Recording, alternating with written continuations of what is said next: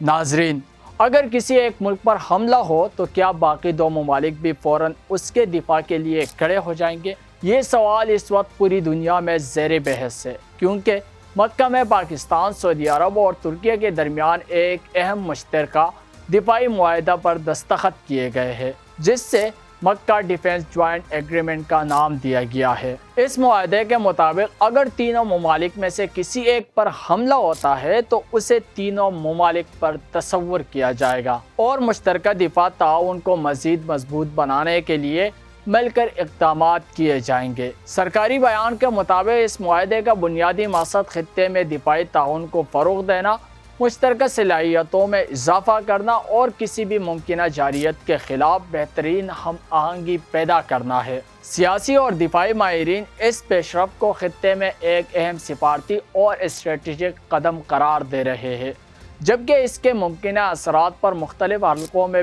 بحث جاری ہے۔